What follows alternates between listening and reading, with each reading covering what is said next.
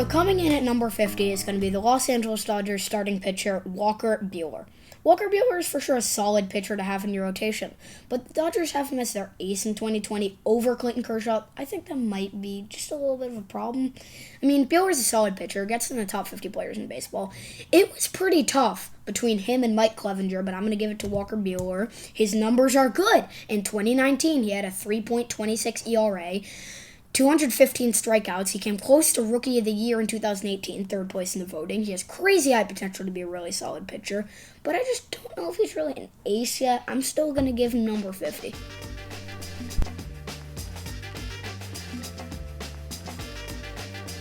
Number 49 is going to be the Boston Red Sox third baseman, Rafael Devers. Devers had always had the potential to be a good player, and he hasn't really lived up to that hype until 2019. Numbers are off the charts. 32 homers, 311 batting average, both career highs. 115 RBI, career high. 201 hits, career high. 361 on base percentage. Yup, it's a career high. 916 OPS, career high.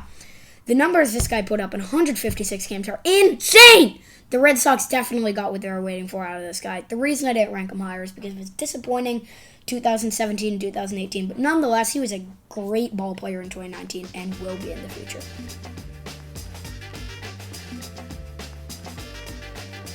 Number 48 is going to be the Washington Nationals starting pitcher, Stephen Strasburg. Stephen Strasburg of the Washington Nationals. Strasburg is a very good veteran pitcher. 2019 was definitely a career season, but since 2015, he's kind of been going off and nobody noticed. Until 2019, people noticed him. Easily the best season of his career. Really solid pitcher.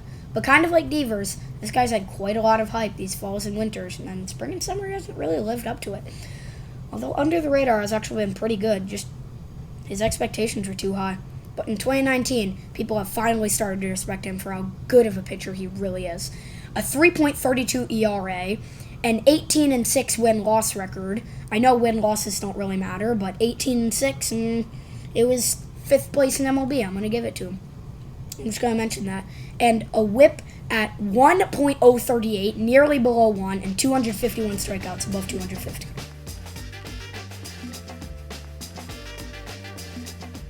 Number 47 is going to be the Houston Astros closer, Roberto Osuna. Osuna is one of the top 5 relievers in baseball, no doubt. This guy is insane. I do not see how he didn't win AL Reliever of the Year in 2019. In 2019, he had 38 saves, second in MLB, a 2.63 ERA, a whip below 9, not only below 1, but below .900 at .877, and 73 strikeouts. Monster on the mound. The Astros got a steal trading Ken Giles to the Blue Jays for him. Roberto Osuna has a good chance of taking the number 1 spot on best relievers in baseball in years to come, and he's definitely a very valuable player for the Astros. Although he's not the greatest person off the field, complete beast on it.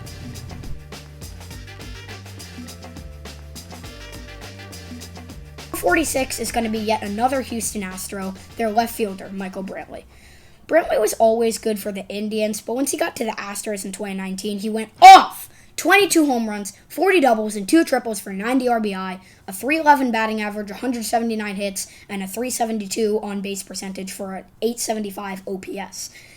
2017-2018 combined, 2 seasons on the Indians, his numbers were only a little bit better or even the same as his single 2019 season with the Astros. Brantley is a valuable outfielder to have on your team. Defensively, he's not incredible, but you can deal with him in left field, and he is a monster batting.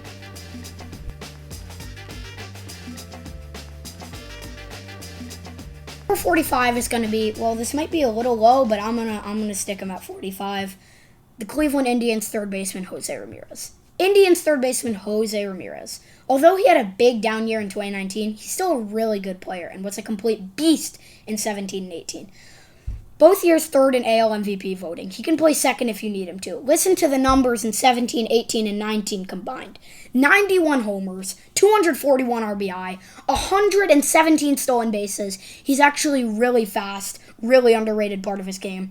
And a 280 batting average, a 351 on base, and a 479 slugging, as well as 219 extra base hits for an 806 OPS. And if he upped his game a little bit in the first half of 2019, he would probably be inside the top 25 on this list. Such a good player!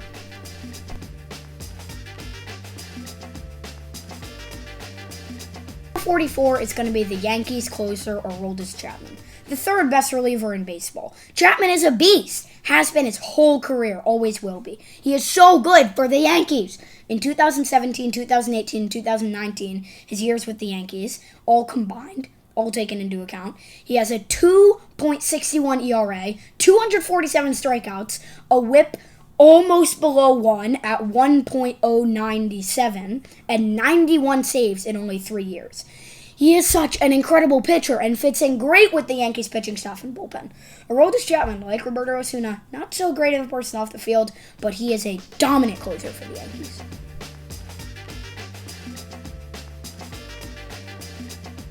Number 43 is going to be the third baseman, Kris Bryant. 2016 MVP winner, Chicago Cubs star third baseman Kris Bryant. This guy kind of seems like old news, but he actually had a pretty solid season in 2019. A 282 batting average, a 382 on-base percentage, and a 521 slugging for a solid 903 OPS. As well as 31 homers, 35 doubles, and 1 triple for 77 RBI. And in his MVP season, 2016, he had quite an incredible year. 292 batting average, 385 on base, and a 554 slugging, which was a career high for him. And that gives him a really good 939 OPS. He also hit 39 bombs, 35 doubles, and 3 triples for a total of a great 102 RBI.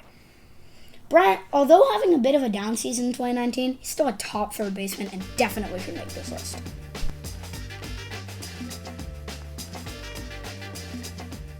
Number 42 is going to be the designated hitter and outfielder, part-time with the Miami Marlins and currently with the New York Yankees for the past few years, Giancarlo Stanton.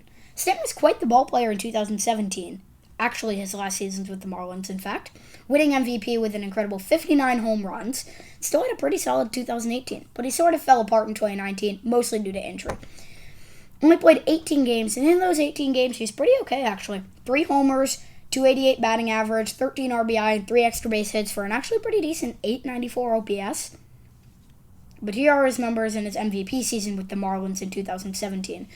281 batting average, 376 on base, and an incredible 631 slugging for a smashing OPS above 1,000 at 1,007. Smashed an incredible 59 home runs and 32 doubles for a great 132 RBI. His 2018 consisted of a 266 batting average, 38 home runs, and 100 RBI for a pretty good 854 OPS. But the point is, although a disappointing 2019, he is still a smashing hitter and definitely inside the top 45 players in baseball.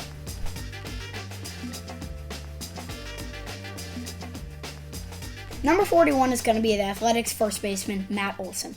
Olson had a great season in 2019, definitely a career year for him. Gold Glover and great offensive numbers, a career season. A 267 batting average, a solid 351 on base, and a 545 slugging for a great 896 OPS.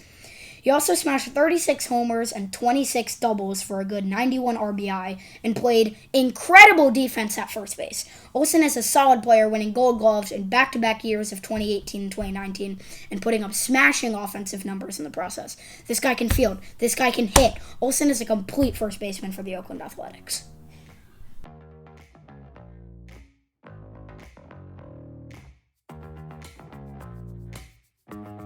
Hey guys, thanks a bunch for watching, and if you enjoyed this video, make sure to leave a like. That's the best way to show your support. If that subscribe button is red, give it a good old pow, and stay tuned on the channel for MLB news and MLB The Show content.